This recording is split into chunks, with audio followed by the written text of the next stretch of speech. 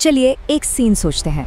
आप दुश्मन के इलाके में हैं और आपका मिशन है उनका एक जंगी जहाज चुराना। सुनने में किसी एक्शन फिल्म जैसा लगता है ना? लेकिन ये कोई कहानी नहीं है। ये रॉबर्ट स्माल्स की अविश्वसनीय सच्ची कहानी है, जिन्होंने अमेरिकी इतिहास के सबसे हिम्मत वाले कामों में से एक को अंजाम दिया था। मतलब ये सवाल ही बड़ा अजीब लगता है, कोई अकेला इंसान आखिर दुश्मन का पूरा जंगी जहाज कैसे चुरा सकता है? लेकिन यकीन मानिए, रॉबर्ट स्माल्स की कहानी का यही तो केंद्र है।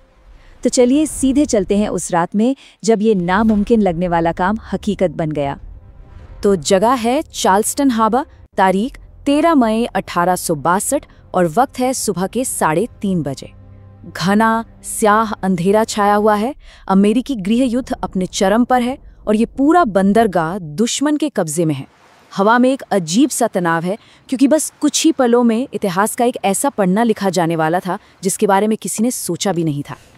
तो ये आधी रात का जुआ, ये सब शुरू कैसे हुआ? देखिए, ये सिर्फ एक प्लान नहीं था। ये एक नामुमकिन सी लगने वाली आज़ादी की दौड़ की शुरुआत थी। एक ऐसी दौड़ जहां एक भी गलत कदम का मतलब था सीधे मौत। इस प्लान का हर कदम बिल्कुल नपा-तुला था और सबसे ज़रूरी थी खामोशी। तो सबसे पहले स्माइल्स और उनके साथियों ने सांस रोककर इंतज़ार किया, तब तक जब तक जहाज़ के श्वेत अफसर रात के लिए किनारे नहीं चले गए। जैसे ही वो गए, अंधेरे का फ़ायदा उठाकर उन्होंने बिना कोई आवाज़ किए जहाज़ के बॉयलर में आग लगाई और फिर बहुत धीरे से जहाज़ को डॉक से दूर खिसकाना शुरू कर दिया। और पता है, ये सिर्फ रॉबर्ट स्मॉल्स की अपनी आज़ादी का सवाल नहीं था। उस जहाज़ पर उस वक्त 16 लोग थे, पुरुष, औरतें और बच्चे, उनके अपने परिवार, उनके साथियों के परिवार। इन सब की जिंदगी और मौत का फैसला बस एक आदमी की हिम्मत पर टिका था। आप इस बात से अंदाज़ा लगा सकते हैं कि दांव पर क्या लगा था। उन्होंने एक दूसरे से ये वादा किया था कि अगर पकड़े गए तो वे वापस गुलामी में जाने के बजाय पूरे जहाज़ को ही उड़ा देंगे। मतलब साफ था, या तो आज़ादी या फिर मौत। असफलता का तो कोई सवाल ही पैदा नहीं होता था। लेकिन सवाल ये उठता है कि आखिर ये रॉबर्ट स्मॉल्स थे कौन? इतनी हिम्मत और इतनी सटीक जानकारी ये सब उनके पास आई कहाँ से? इस पायलट के प्लान को समझने के लिए हमें उनकी कहानी में थोड़ा सा पीछे चलना होगा। रॉबर्ट स्मॉल्स का जन्म गुलामी में हुआ था, लेकिन किस्मत उन्हें चार्ल्सटन के बंदरगाह ले आई। यहाँ काम करते करते उन्होंने पानी के हर रास्ते, हर मोड़ को मानो अपने दिमाग में छाप लिया था। और फिर जब गृह युद्ध शुरू हुआ तो उन्हें कन्फेडरेट जहाज प्लांटर पर काम करने के लिए भेज दिया गया। कहने को तो वो गुलाम थे, पर अपनी काबिलियत के दम पर वो उस जहाज के असल पायलट बन चुके थे।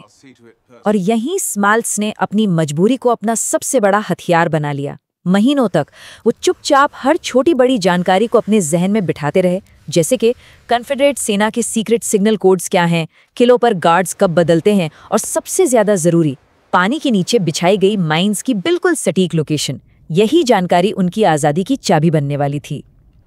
अच्छा, तो वापस चलते हैं उसी रात में। जहाज अब बंदरगाह के सबसे खतरनाक हिस्से में घुस रहा था। ये एक ऐसा रास्ता था जिसके दोनों तरफ दुश्मन के किले थे। अब असली इम्तिहान शुरू होने वाला था। और यहीं पर स्मॉल्स की समझदारी काम आई। उन्होंने क्या किया? उन्होंने जहाज के कप्तान का कोट और उसकी खास स्ट्रॉ हैट पहन ली। अब सोचिए, रात का अंधेरा है, दूर से किले पर तैनात गार्ड्स को क्या दिखेगा? उन्हें यही लगा कि उनका अपना कप्तान ही जहाज चला रहा है। 1, 2 नहीं, बल्कि पूरे 5 कन्फेडरेट किलों को उन्होंने पार किया, जिसमें बदनाम फोर्ट समटर भी था। हर किले के पास पहुंचकर स्मॉल्स वही सीक्रेट सीटी बजाते जो कप्तान बजाता था, और हर बार गार्ड्स धोखा खा जाते और उन्हें आगे जाने का सिग्नल दे देते। कमाल की बात यह थी कि वो दुश्मन को उन्हीं के बनाए नियमों से हरा रहे थे। लेकिन जैसे ही वो आखिरी कन्फेडरेट किले से आगे निकले, एक नया खतरा मुंह बाए खड़ा था।